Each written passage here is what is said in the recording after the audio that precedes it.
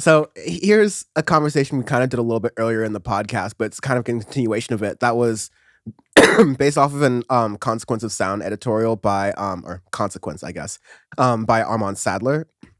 And it's about posthumous releases. And so like I saw this and I'm like, let me save this for another episode because posthumous releases, we talk about this on Audioface all the time. And it's kind of like takes a look at different vignettes, not just in recent rap and music history, but in old like rap and music history. Take Biggie's album, for example, Life After Death, which came out 16 days after he was shot and killed. So like that's a posthumous release if we've ever heard one. But I think we all have the idea that we have like that was an album that was released, or like that was album that was being worked on before Biggie's death. It wasn't like they reconstructed in the end, but also like there were complaints that it could have been better or would have been better if Biggie were around to do some executive producing, maybe cut out certain tracks, move things around, if that was the kind of thing that he was doing with the time. Critics felt like the albums were thrown together and not like neatly arranged. And so I think that was an interesting sort of thing to segment, like vignette, like I said, because the article also goes through Pop Smoke's and all the posthumous releases after that. XXX Temptations, all those posthumous releases. You're getting to Mac Miller, which is kind of a different feeling. You're getting to Doom, which is also a different feeling in itself. And like these are all posthumous releases, but in each case they're a little bit different. Like Doom and Czarface with Super What. That was kind of like a pretty much well and said project. Like it was finished before, like while Doom was still alive, more or less. Just like the last finishing touches were put on by Czarface. And that was like one in a series of projects that had already been kind of done. So sometimes posthumous records make sense in that case. But then there are they're already like in the process, like they're queued up to be released. Yeah.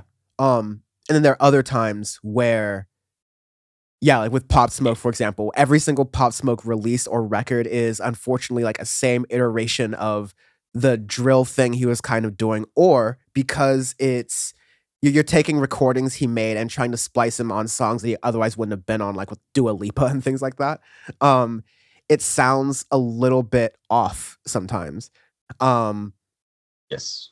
And there's a lot of posthumous records you'll get where it's a couple of years from their passing, and it's like, oh, this is what we think it would sound like, or the sound like you don't know what you're never going to know exactly how it's going to sound like unless it is completely finished by the time of their passing, then sure. But if not, I mean, this is why we have the thing of, was it Anderson .Paak who got the tattoo?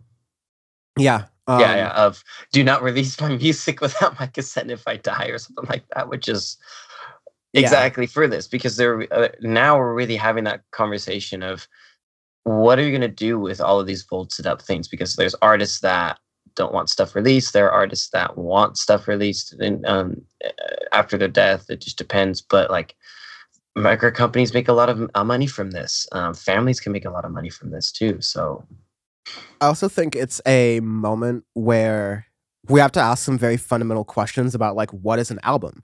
Like, what do we think of as an album? We usually think of albums or even songs as like a representation of an artist's feelings, or like an artist or a band or that group of people. It's supposed to be like that distillation of art, right?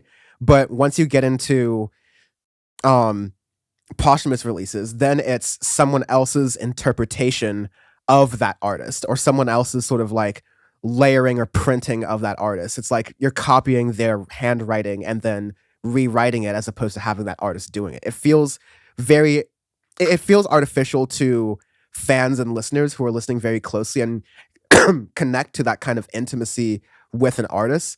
And so I just don't think it's something that very often resonates with people. That being said, like a big point against me and what I'm saying is that these posthumous records, like, I'm not going to use the word kill. These posthumous records stream successfully. Like, they do like #1 charting. People are constantly listening to them.